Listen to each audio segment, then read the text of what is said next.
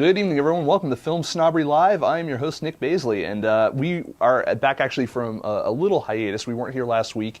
We had a screening that I had to attend, so I wasn't able to make it out here to do a show with you guys, but we're back again this week. I'm excited. This is actually a very busy month for Film Snobbery. We actually have the website relaunch coming up. There may be some news regarding that, possibly a party. I don't know. We're working that out towards the end of the month. I also want to encourage everyone, it's in LA. If you're flying in anytime in the next week, be sure to check out also, I'll be at the Geeky Awards later on.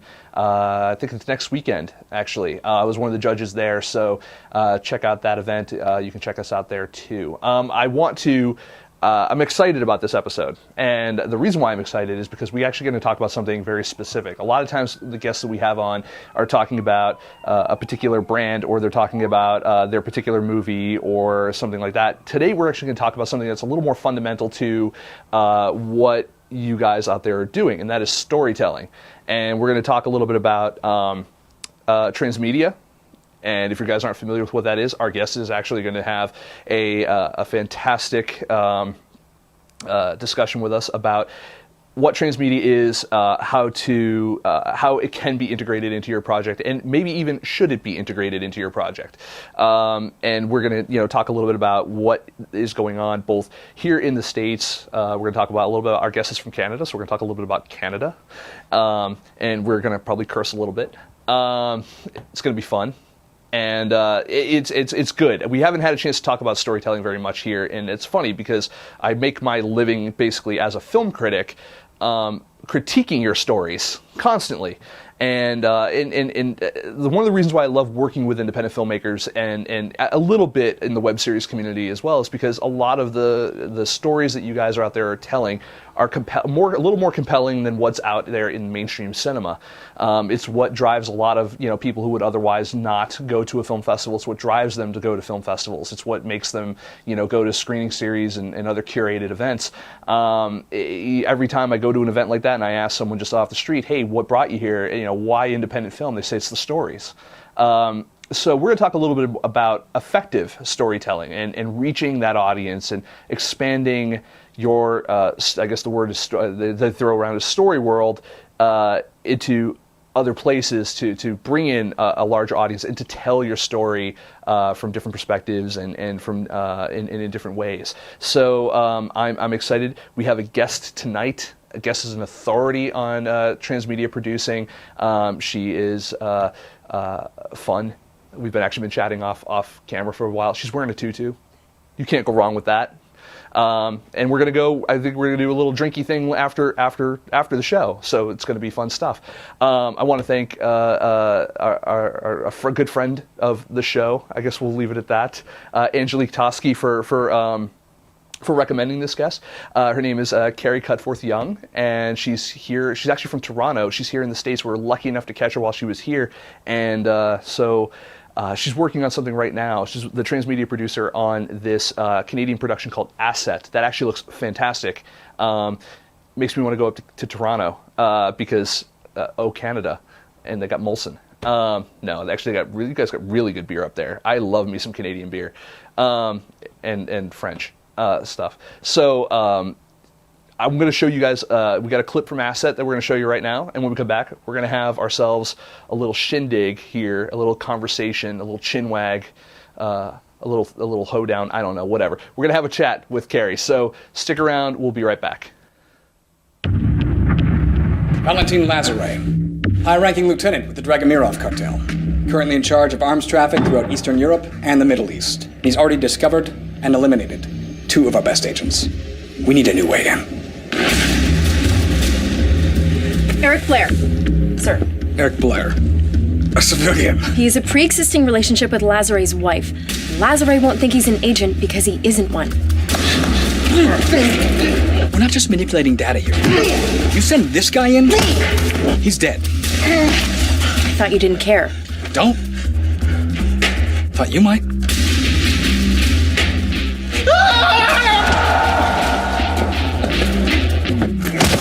Here, you'll need this. Great. What's it do? It makes phone calls. You're expecting what? Satellite control?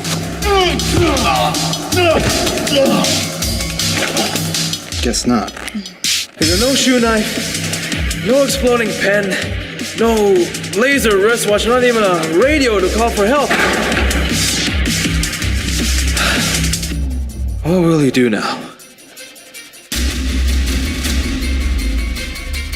Improvise.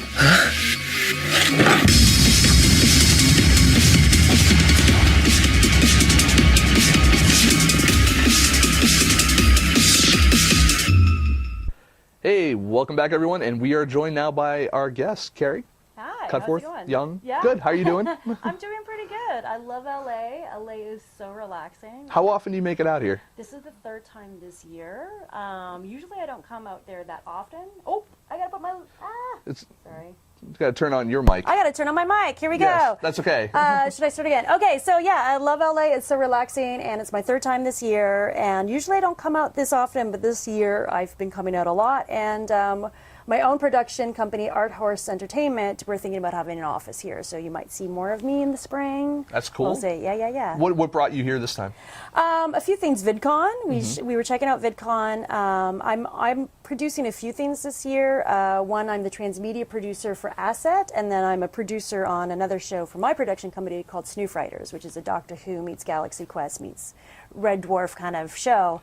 So we were looking for channel distribution. So we came for VidCon, and then I stuck around for the Transvergent Summit because a lot of my favorite people. I almost went to that. Yeah, a lot of my favorite people in the world were going to be here for that, for the Transmedia conference. So I kind of crashed the party and was picking out all my friends for drinks and for drinkies. Supper and stuff like that. So. Yes. So what were your impressions of VidCon? VidCon was weird. Was it weird? Really weird. Well, you know, it was fantastic, but it was this weird, like I'm used to narrative series, and there's a different, like with narrative series, it's very different. And with VidCon, it was very much the cult of personality, which I wasn't expecting, as well as, you know, a lot of kids trying to break into YouTube. So there was moments of, you know, 14-year-olds who were like, attention me, look how awesome I am. I should be a star, as you're walking along, which was a little unusual. It almost, like, VidCon to me sounds more like Comic-Con than it does a film festival. I thought it'd be more like Comic-Con, but it wasn't. It really was. It was this weird hybrid, like, schizophrenic thing. Even on the floor, it was like, there's a moment you're walking and there's a booth for Steve Jobs, the film, and then there was like Shark Week from Discovery, and then there was games. And I was saying to my partner, Scott Albert, that it's really strange, like there wasn't this cohesive kind of, you know, booth programming where I felt like I understood the narrative. And he was like, you know what, though? That's the way 14-year-old thinks. They're like sharks, and then Steve Jobs, and then like games. So, I mean, it was a totally different audience than I expected. Yeah. And the kind of content I write is obviously for, you know, Generation Xers. I'm aging myself. And then to come to VidCon and see the sea of 14-year-old to 18-year-old, it makes me realize I've been writing to the wrong demographic all this time. So that was and the other thing that was really weird is all these kids walking around with cameras and talking. Yes. And cameras on sticks. And it was like, it was so pervasive, it was obnoxious. It was like a very William Gibson-esque, you know, futuresque. And how many of them are actually looking where the hell they're going while they're doing this? Well, I mean, there is some really surreal moments where it just like, I mean, you know, you see these 14-year-old boys, and they look like a normal 14-year-old boy, and they have like the little winged hair, and then you see these girls like clomping on them, and there's a moment of like, they have reached a level of fame, which is cool, but then it's like, there's level of fame of being crushed by these girls, which I thought was terrifying watching. Like, I was like, you know, that was cool for a moment, and then you could see the terror in their eyes. Like, so it was very, very surreal experience. I wish I had those problems at 14, just so I can throw that out there, you know? Yeah. It's interesting. So how much business gets done at VidCon? You know what? VidCon was one of those ones where I thought there would be a lot more opportunities to network, and one of my problems was I was in Toronto time, and I was going to bed at 11, so I think I was missing a lot of the networking opportunities. My partner, I think, did a lot better because he's based in LA, but I mean, there's moments where we're at the hotel lobby and we're trying to, you know, talk business, and we have a pint, and then there's a 14-year-old standing next to us, and it was just like... It's like no pint for you. You know, it was this weird, like, how much business can we get done seriously when these kids are screaming in your ears? So it didn't really It's even worse feel... sometimes when they're the decision makers on their channel or their marketing, you know. Yeah, it didn't feel like there's that lubrication of, you know, the business lubrication. Right. And the strangest conversation I had was these two kids that were 16 years old. I started a report with them because I noticed they had something funny on their t-shirts. And they're like, yeah, we have channels. I'm the filmmaker. He's the musician. You know, we collab. We have our own channel. I have my own t-shirt company. We advise with the theatrical, troops around town and provide them t-shirts. And I was like, wow, that's amazing. And they're like, oh, here's, one of our branded little wristbands and check us out. And I'm like, wow, I grew up in the 90s. I was in my 20s in the 90s. And we just sat around at 7-Eleven talking about how the world sucked, right? Like, I'm in awe of you guys. That typically, yeah. Yeah, and they're like, no, it's totally different now. We all it's so life-affirming. They use the word life-affirming coming to VidCon because we feel like we could change the world and we could collab. Someone had hippie parents. Yeah, and I'm like, you guys are awesome. I want to bottle you. It's because we got all our angst out in the 90s. Yeah. And then we were like, we're cool now. We're mellow. We got all the anger out. And now you raise the kids to be like, dude, no, just mellow. Yeah, and they're like it's like they're rebelling against, the slackers. And they're like, if we had been more ambitious, then maybe they could like enjoy their lives a little bit better, right? But they have to have these companies.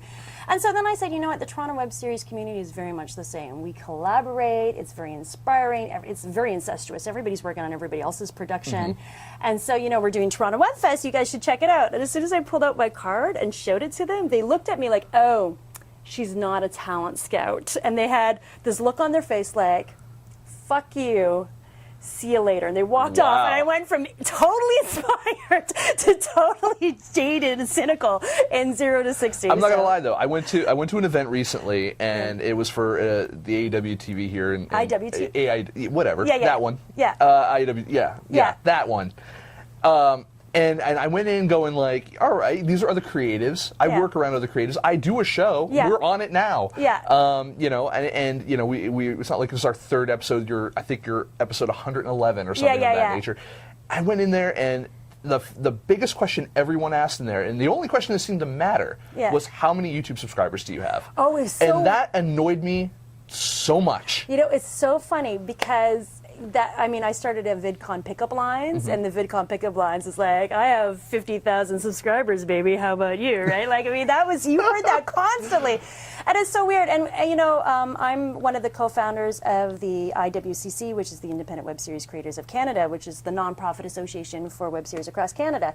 And, numbers can be seductive, like the big numbers, but if you really look at it, numbers can be bought, right? Absolutely. I'm not going to talk about some of the major big, Hollywood productions on certain channels who bought major views. And the only view counts that really matter are where you have audience engagement. If you have a passionate audience who likes your content, that is the one that really matters. And so if they're passionate and you get something out of it, as a creator, you set those standards of what that is. And, in Canada, we have Out With Dad, which is the #1 watched web series in Canada. I think Jason Lever was just talking on CBC Canada, which is, our national broadcaster. And I think, I could be wrong, I could be quoted wrong, but I think he said he has 16 million views and like 3.2 million viewers, which is enormous, and that's like fantastic. It's super successful. Right. I think it's bigger than Lizzie Bennet Diaries. But what really is important for him is not the numbers, but his story is about a girl who comes out to her father. Yep. And it's the LGBT, and because of his show, so many kids have come out to their parents. It has really changed lives, it's transformed communities, and so even if he had a tiny audience, that would still be impactful. So we are very big advocates that, your actual subscriber numbers, that's a moot point. That can be gamified. We know that can be gamified. Do you find value from your audience? If so, yes, that's awesome. And ultimately, if the numbers that you're going to look at if it's not about the satisfaction you have as a creator and the communication that you have with the audiences. If you're looking at real numbers, the only ones that matter is return on investment. Right. So, I mean, you could have, 3 billion subscribers. What does that mean if you can't monetize them? Monetization, return on investment is one thing that when I deal with a lot of companies in marketing, because I do marketing myself, when I deal with that, return on investment obviously is the big thing that comes up. But the newer piece of lingo that I've heard around there now is return on engagement. Yeah. And what's the difference? You know what? I think return on engagement is more of a bullshit thing around the return on investment, because it's kind of like, I don't know, what's the convergent rate on return on engagement? I really don't know. I think it's more, I mean, I could be wrong, but I think it's more of a bullshit thing. I think it's, all the success goes down to, did you accomplish what you want to accomplish? Yes or no, right? And as a creator, that's the marker we should be setting. And I mean, with Asset, it's one of those ones where I think it's got a very broad audience, so we're going to try to get those broad numbers. But other projects that I'm working on, tiny audiences are okay, and it's about the impassioned response and how it transforms lives. So, I think it depends on what you're trying to do and what you're trying to accomplish. As a transmedia producer, one of your goals obviously is to engage an audience. I mean, that's what you're trying to do, and you're trying to do it whether it's on multiple platforms or in multiple ways of telling a story. Yeah. And so my question is that do you look at, when you're producing something, do you look at it more as a producer the same way like a film producer would look at it in terms of just getting it made? Is it more project oriented, or is it more marketing oriented, where it's more campaign oriented? I think I like to think of myself as like the producer's producer, right? So you have this envelope of production in which if I had a paper to graph, it's like you want to produce it, and then you want to bring it to market. And my thing is like you want to develop audience the moment you have the idea. You know what I mean? Because one of the advantages of that is establishing IP. I mean, back in the day, we established IP by putting it in an envelope and mailing it to ourselves or some bullshit like that. The old copyright thing. But if you become known through an audience as the person who did that, there's no dispute in a court of law. Like, people know you are the person who did that, right? With Dad, it's like he is the one that did the story of the girl who came out to her father with these characters, right? Yep. And so with the transmedia, we establish IP early, we develop audience early, you create a groundswell prior to even production, and then when production comes, you're already supported for this audience to be looking at, the behind-the-scenes content, the interview. You've created this passionate community, and that sees you through the long tail. So, I mean, the transmedia producer, I think, should be the person who's, in addition to the creator, the person who's either the longest person on the project or the person who's put the strategy for the longest, right? Gotcha. So with Asset, my plan with that is I have a really clever intern who I'm trying to incubate, in which I'm only going to be up at the front end so I can train her, but I really felt it was really important for her to be there for the life of the project, for the long tail. So far after, the series has been produced, long after the episode has been launched, the season has been launched, she's the person that's caretaking the social media and the transmedia strategy for the long tail for the audience. Gotcha. Right. So is with Asset, what is kind of the strategy with that? I mean, because I looked at it, and you guys out there, you just all saw it. Yeah. And it looks cool. Yeah. And I saw that you already have kind of like, towards the end, there's like go here, and there's a code thing, and all that. What is the strategy with that? We have a few strategies. So I should say that Asset is written by Matthew Carvery. And my eyes are running for some reason. Yeah, no problem. And a few other really fantastic people. And he came from a web series called Clutch. And Clutch is it's kind of grindhouse. It's very, what is it? It's about kind of the S&M world underbelly. I try to tell people like, I believe I'm of the internet. I know what blue waffle is. I know what tentacle porn is. I know what goatsy is, but I watched Clutch for the first time, and I wept for my virginity all over again, right? And so Matthew was on that project with Jonathan Robbins, which is the creator, and he decided to do Asset and go for funding in Canada for it. And so a lot of the people who are part of that team are also part of Asset. And Asset is kind of like I like to say it's Bourne meets Die Hard, or The Spy Who Bled. So what we're doing is I like all of that. Yeah, we're trying to do a crossover with. I mean, Clutch has a very dedicated audience, but a very different dedicated audience. So we're trying to bring them over using the transmedia aspects, and then we're really going to use the transmedia to. It seems like it has a broad appeal and it has a broad international appeal. And it's the kind of show on the outset I thought would be just a demographic for, like skewed towards men. But it seems like it's very skewed like through our analytics, half and half, which was encouraging. So originally we had, I crib my transmedia strategies from my favorite people. Sure. So Jan Libby did a really great transmedia campaign called For the Following using Tumblr. And so we're going to do something very similar on Tumblr. Similar on Tumblr? Similar on Tumblr. Yeah, similar on Tumblr. That's a new platform coming out. Similar. Similar, yes. Right. It's even simpler than Tumblr. Yes, Similar. exactly. It's just, pressing refresh and new things pop up. But one of the things with the show, and I'm just going to bring back to Lizzie. We were talking about Lizzie Bennett Diaries. What was fantastic about Lizzie Bennett Diaries is Bernie brought on Jay early, in which, Jay Bushman, the transmedia producer, was part of the writing team. Like, he sat in on the writing and stuff like that. And that's almost unheard of. Like, a lot of producers are very resistant to transmedia, or it comes on later and it becomes this attached thing that doesn't really make sense. It's kind of like what they do with 3D in Hollywood. Yeah. It's like, okay, we can either shoot this in 3D or we can do it in 3D in post. Yeah. And either way, no one wants either one. But that's a little different in transmedia. Yeah, and Matthew has been very clever in which he was like, he wanted to bring me on early under Jonathan's advisement, and was just like, you know what you're doing. I've been in part of the process the whole time. So I will be there, part of the production, in which we grab assets that are, either they're pictures of props or characters, and creating backstories. And you can see that with the website. He has the dossier that we have as the template, and we're going to really expand that world. So we'll have two websites. One website will be like the behind the scenes content, and the other website is going to be in the in-fiction world, where people can delve deeper into the characters, and it'll be a lot of fun. So we're going to be using Tumblr. We're going to try to make partnerships with things like Reddit and stuff like that to kind of bring that crowd. And I think this is a thing, like in my research, there is no web series there's a few web series that are doing the spy genre, but there's not like a spy genre channel, as opposed to on cable television. There's spy genres everywhere. So you can have a whole channel just Spawn movies.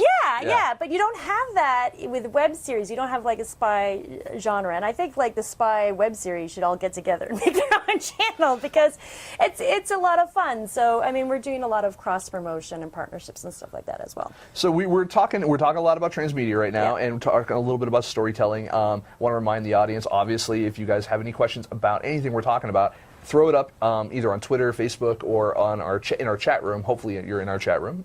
If you're not signed into it or whatever, though, hit us up on Twitter, twitter.com/FilmSnobbery. It's probably the easiest way. We talk a lot about transmedia. I think a lot of people have different definitions of what transmedia is. Yeah. What is transmedia to you? Okay, so I'm a generalist. I'm kind of like on the other hand kind of person. So I'm good with anybody's definition, right? To me, it falls apart when everything can be transmedia, is transmedia. That doesn't work. Right.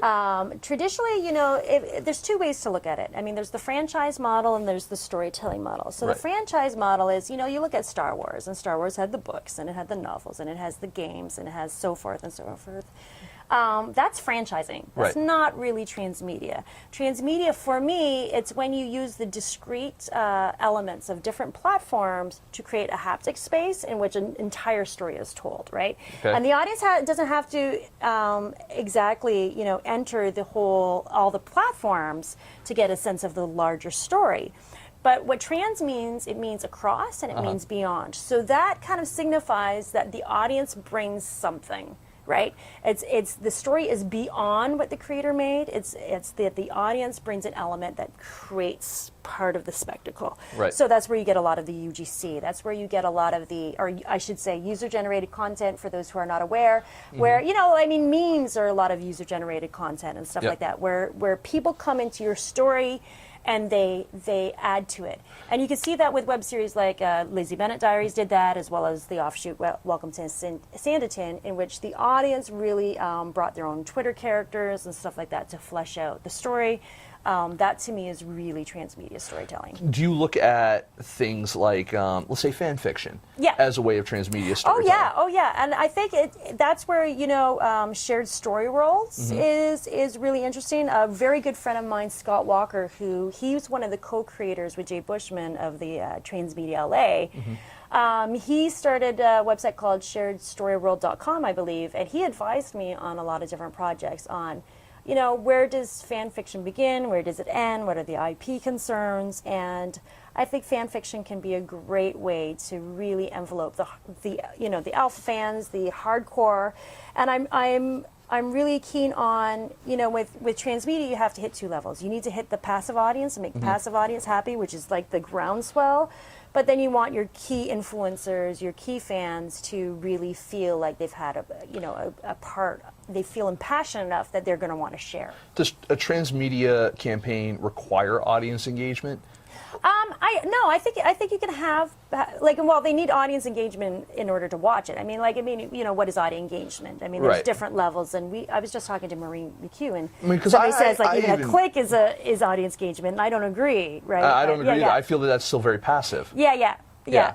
So, but to me, there has to be at least some kind of sharing for it to be audience engagement, right? So, I'm going to keep going to Lizzie Bennet because I just did a case study on the Kickstarter, which you can check out at storyhorizon.com, which is one of my websites, in which I talk about the theory of transmedia as pertains to independent practice. Well, and because also I think Lizzie Bennet Diaries is a really good example also because there's a lot of people have said that story can't be told in one medium. Yeah. That it requires a transmedia experience to really get it. And is that... Well, I disagree because the story was told in Pride and Prejudice, right? Right. That was told in one medium, but I think that medium, if Jane Austen was alive today, she would be, I think, a vlogger, right? It's a different time, it's a different era. Right. The kids aren't, they're on Twitter, they're on, Tim Kring, he said, you fish where the fish are. So, I think the audience, if you want to have audience, you can't just put things on one object. You can, but it's ultimately you're going to have some kind of marketing strategy, some kind of audience engagement strategy, no matter what it is. And so transmedia is it's not the only solution, but it's a great solution when it comes to fiction, and it's a great solution when it comes to documentary. So a lot of filmmakers, not a lot, okay, there are filmmakers, let's put that, or there are storytellers out there that I think have a bit of it's a bit of a misnomer as to what transmedia actually is to them and what they feel it is. It's like, well, we have a website and it has bios. We have a Twitter account for media. That's media or multimedia, right? Okay. It really has to go over different platforms. I was going to say, what is the difference between transmedia and multimedia in as much as, because if it's over, a platform, okay, so trans platforms. So now we're saying... Well, then you get into really heady stuff like what's a platform? What's a platform, right? Right. And this is where it starts to fall apart. How does it fall apart? And this is my tactic of dealing with that argument, is to completely blow it up. I come from the art world. I was originally a curator, and conceptual art solved this problem in the 60s and the 70s when, people are trying to decide what is art, what is an object, what is media. And they put all that aside, and they stopped arguing about, what is painting art, is, a thought art. And they decided, instead of concentrating on, nuts and bolts and what's a platform, they started talking about tactics and strategies. So if you get rid of the concept of platforms, if you let go of all of that shit and you only concentrate on, because the media is always going to change. Right. Right. It's like, we're going to get into immersive theatrical experiences. ARGs.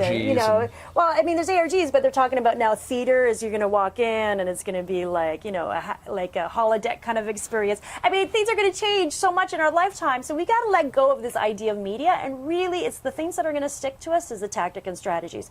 And the tactics and strategies of Blair Witch, are just as relevant from 20, I don't know, was it 20 years ago? It was 91, wasn't it? Yeah. No, I think it's 99. I don't know. Anyways, those strategies are still relevant today. So those are the things that carry over. The strategies are relevant, but a lot of people try to copy. Yeah. And I feel that that's ineffective.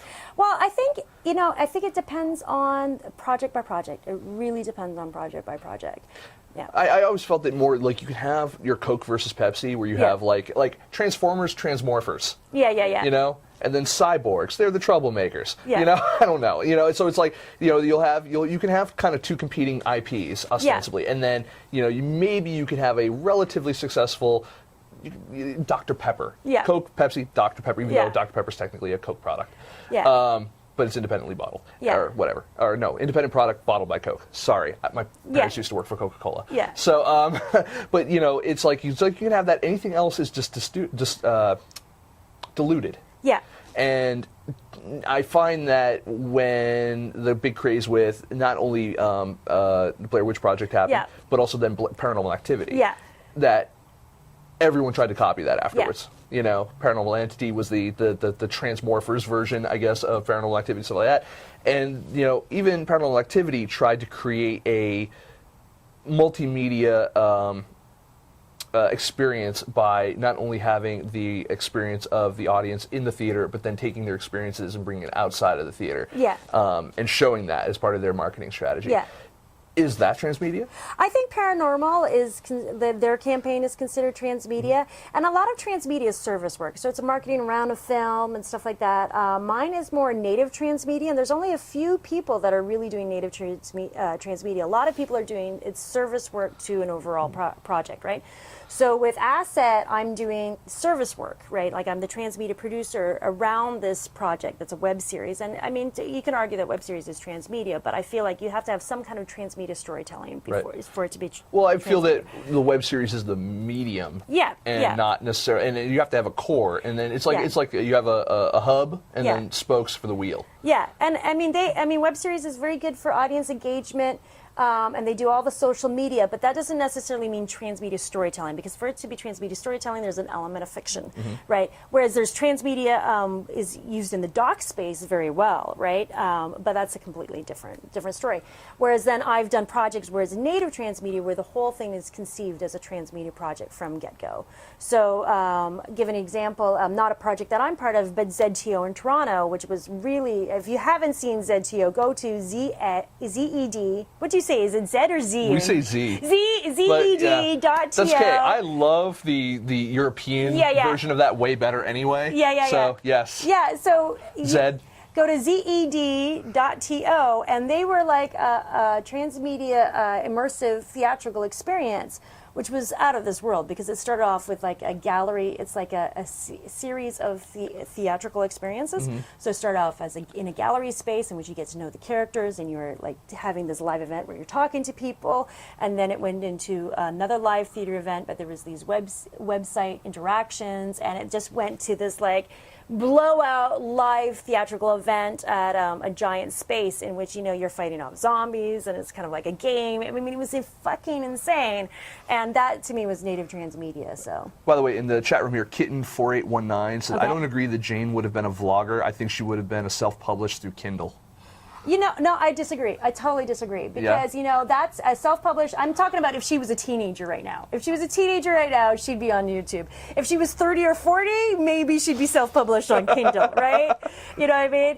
And I think she was very innovative. And there was somebody who talked recently, an expert who said, I hate using the word expert. But, it's almost like as much as I cringe at the word guru. I know, but he was an expert in game theory, and he took down Jane Austen and said she was a master in game theory, and how he showed the game mechanics that she did in all these relations, and that's very, very much how we are in YouTube and web series. It's it's not about like linearity, but it's all about relationships and the network and connectivity, and her novels are very much like that. So I definitely think she would be like a web series producer or vlogger. Do you think that that's why it's so easy to do something like Pride and Prejudice and Zombies?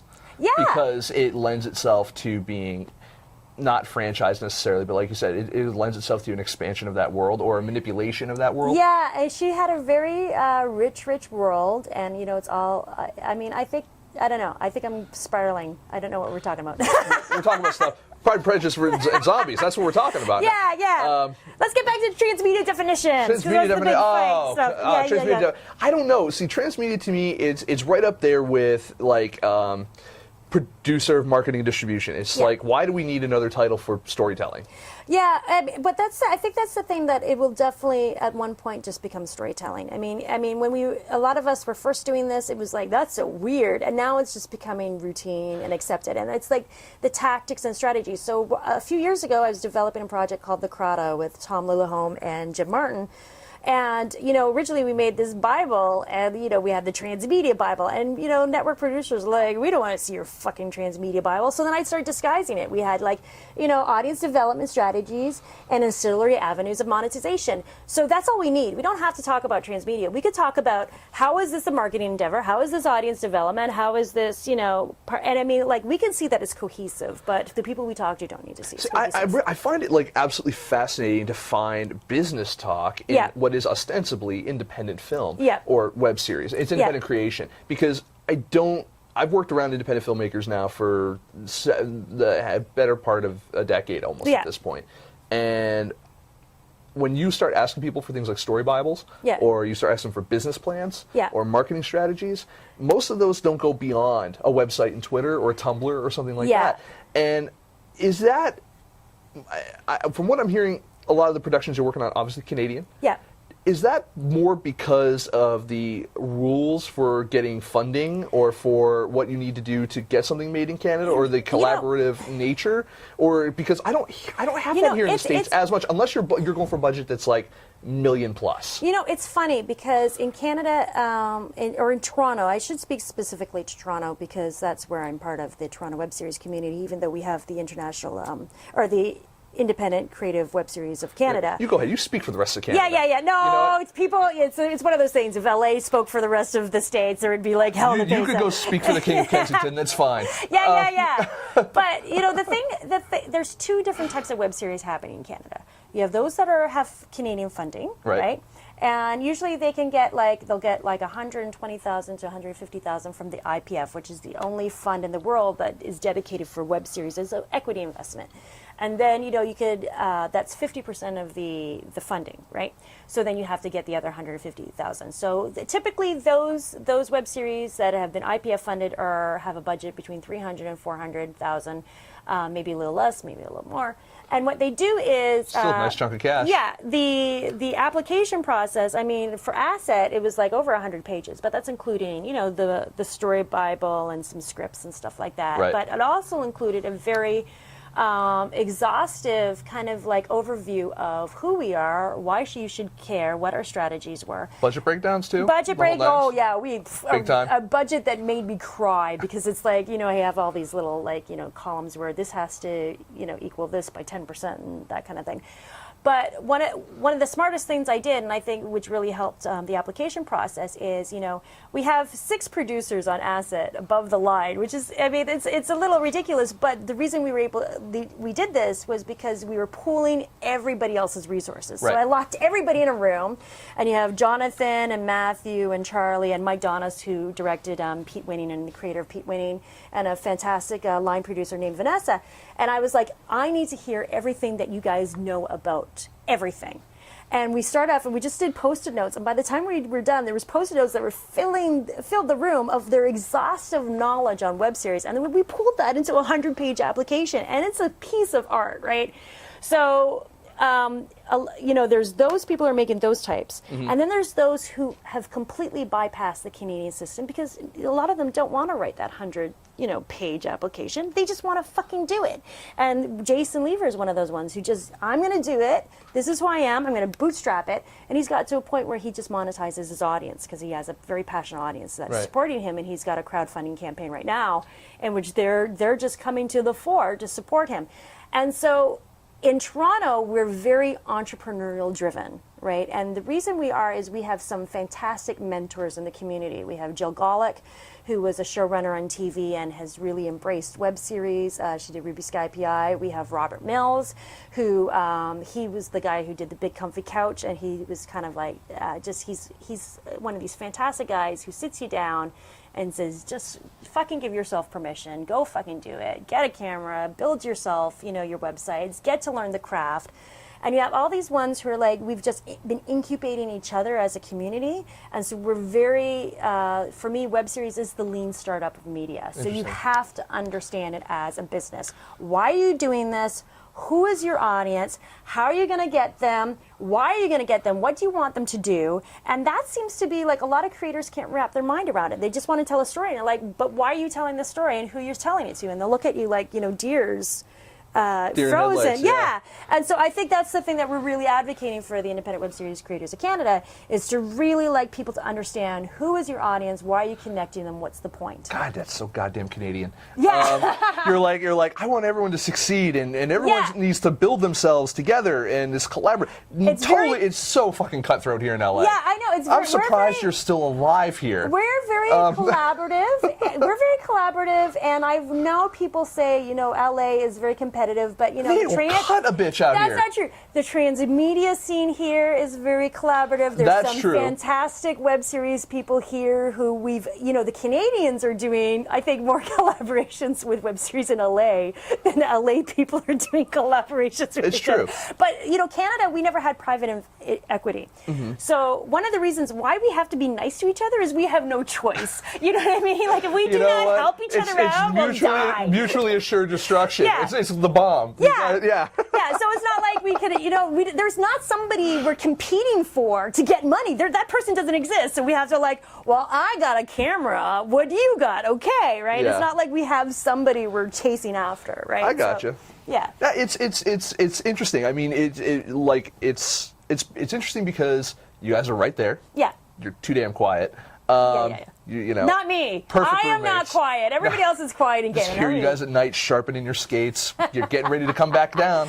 We're gonna burn it twice, eh? Yeah. No, but no, you guys. It's interesting to hear a different perspective of how that stuff gets done and made, though, because there's no here. I've almost ostracized just purposely myself from the web series community because it's frustrating to me because it's very cliquey.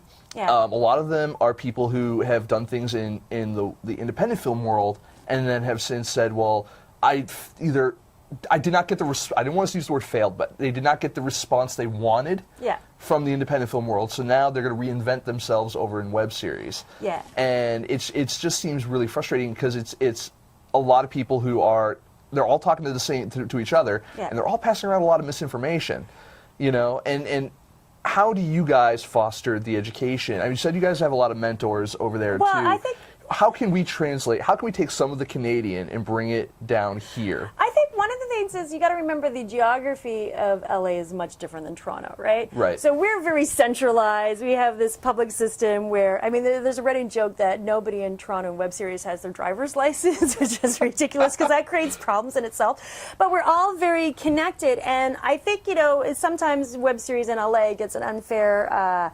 rap, because one thing is LA is crazy. I mean, you got to go an hour that way and an hour that way for people to connect. So I think sometimes you lose connectivity just because of distance and geography and. Which is funny, because that person that it took an hour to get to is like a mile down the road. Yeah, exactly. And so, and I think the thing is that also even though Toronto is the media center of one of the media centers of Canada, because Vancouver obviously as well, but people don't come to Toronto to break in. There's nothing to break into. I mean, like, people will come, hey, I'm coming to, to try to be a filmmaker or stuff like that. But there's not like, when people come to Hollywood, it's that like dream of dreams to break in. And so, I think it's just a matter, I think there are people who are collaborating in LA, but there's always going to be this undercurrent of people who are coming to, like, they have the stars in their eyes. And it's a matter of just kind of like ignoring those people and just trying to find the ones who want to collaborate and want to, connect. And I think it is happening. It's just, sometimes you can't see it because there's so many other people like, I'm here for, I'm going to be a star, right? And so that's where the cutthroat comes in, because those are the small-minded people, and you just have to ignore them. And they exist in Toronto too. And the thing with us is, though, we kind of see it as a responsibility to incubate the future, generations of filmmakers, and because to us, web series is the new independent film.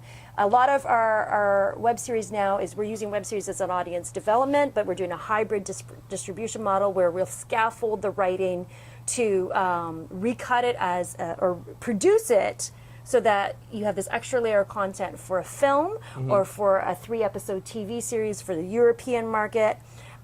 So it's kind of like what Sony did with The Bannon Way not too long ago. Yeah, so we're really, web series is more as the audience development aspect or the marketing aspect, getting that word of mouth, and then, the independent or the digital film can be like an avenue of monetization.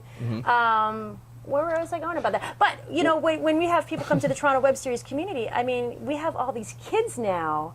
And it's absolutely like gobsmacking amazing because they come up to us with, how do we tell our stories? And we're like, you and you get together, here's a you got cameras, you just do it. You just fucking do it. And so that's what we're about.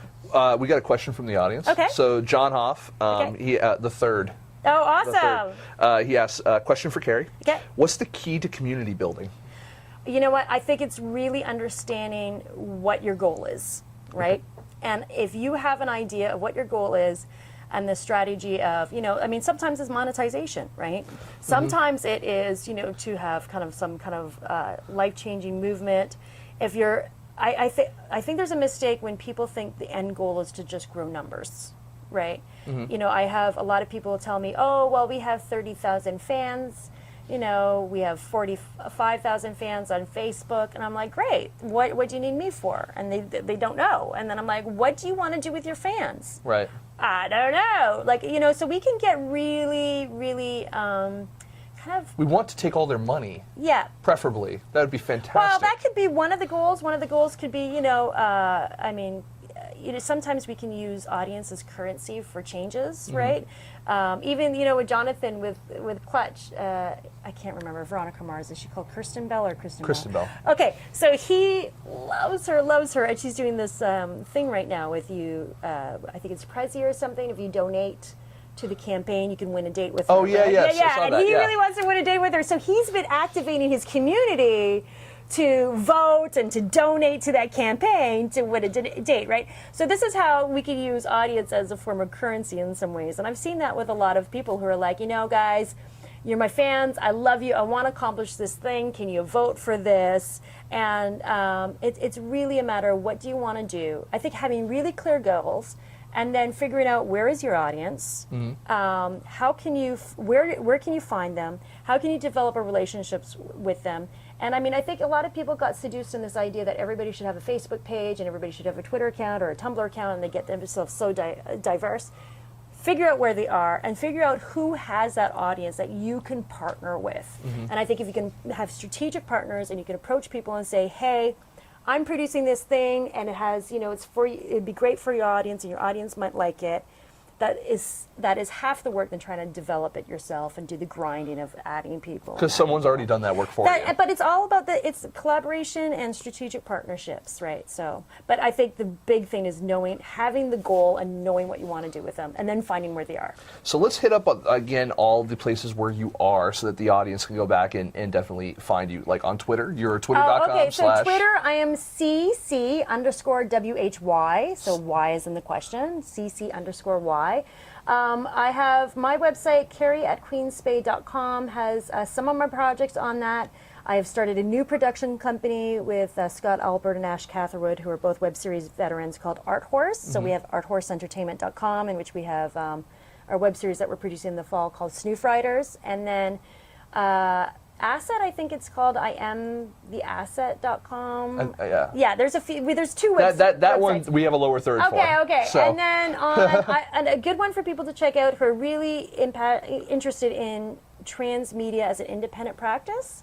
I would check out, I have a blog called StoryHorizon.com talking about different models for transmedia practice, as well as check out the IWCC. And we have, because in Canada we have to do French, en français. En français. So IWCC-CIWC.org is our non-professional body. We couldn't leave the French out, right? We have to have them in as embedded as part of our association. Fucking Quebecois has to fuck it all up for everyone. No, we love them. We do. And then Toronto Webfest, TOWebfest.com. If you're a web series producer, please check us out. We're going to be busting out spring 2014 in time of the IWCC annual general meeting. That's awesome. You're all over the place. I'm everywhere. I have my fingers in every pot. Yeah, and you know what we have to go do now? We gotta What? go drink. Yes. Yeah, we gotta get our drink on. Awesome. And this is the thing, Canadians, we're good drinkers. Yeah. You throw a few back. Yes. Yes. That's how you keep warm in the winter. Can I say thank you to your audience? You can say thank you to my Thank audience. you so much. And thank you to you because you're super awesome for having me here. I'm glad you could take time out. I'm sure that your schedule was packed, so I'm really happy. I fly on a plane tomorrow, so I'm really glad I had a chance to get this in. Well, I'm glad we could relax you tonight then, Yeah. just ply you with alcohol for when you get on that plane. Super awesome. So we're going to be right back after these messages, I guess they say. Can I show my tutu before You can we go? you can show your tutu. I think, there we go. Here's my tutu. Good tutu. There's your butt. Yeah. And we'll be right back, and when we come back, we're going to kind of close out the show, do our little sponsor kind of fun things. If you have any more questions, definitely still hit us up on Twitter, and we can either get to them later, or we'll see. We'll make it happen. This is the internet, people. Anything can happen on the internet. So stick around, be right back.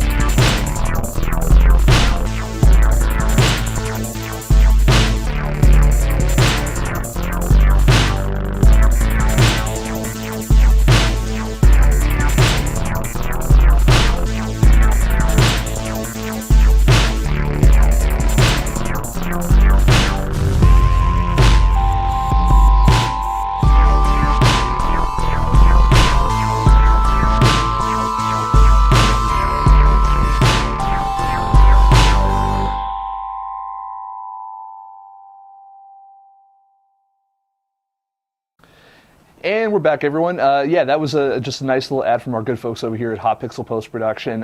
If you guys have not checked them out yet over at hotpixelpost.com or hotpixelinc.com, you definitely should. Whether you're doing a web series, whether you're doing an independent film, whatever it is you're doing, they've got some great post production services, editing, color correction, the whole 9 yards. I'm actually doing this in their color correction room, as you may have heard me say once or twice before. So we've got some other great stuff going up this month. Yes, we've already mentioned the Geeky Awards. We've already mentioned. We haven't mentioned yet our good friends at Film Festival Flicks. We are actually going to be doing another event with them soon. I'm not sure exactly what the movie they're doing this month is, but I'm going to be there on the red carpet doing some interviews with some filmmakers. So I'm really excited about that next thing. It's over at the downtown Regal LA Live. It's going to be a really good time there. We did it last month. Fantastic time. Also later this month, we've got at the Hive Gallery, I believe it's Tuesday the 25th, is going to be, we're going to be doing our live show on a Tuesday instead of a Thursday. Hate to throw the schedule out for you guys, but it's because we're going to be doing it live on location. And we're going to be interviewing some great independent filmmakers there, and it's going to be a party. May also be maybe part of our relaunch party, because we actually will be relaunching FilmSnobbery.com this month. I'm actually finishing up the final touches on the new website myself nightly, and it's killed me, but I really can't wait to share it with you guys. You're going to see an example of some the way we do our reviews is a little bit more broken out. We've hired a bunch of new writers recently, so you'll be seeing a lot more activity from them and myself. And we've even added, we've made it easier for you guys to find things, not only great other episodes of FilmSnobbery.com and some of our interviews, but also we've also broken out some of the reviews that we've done for film-related books and web series, and also, in addition to our independent films. So it's fantastic. We have some new sponsors that are going to be coming on board soon as well, that we're going to be kind of rolling out over time, and we just everything has been going great. We can't wait to share everything with you guys as we start rolling out all the new stuff. Plus, we still have some fantastic guests coming up in the very near future as well that we've talked about on previous shows, but I'm really looking forward to having them on. That said, we've had a fantastic show tonight. I want to say thank you to the guest. It's fantastic. I want to say thank you to, I could say thank you to Bill, because he's here.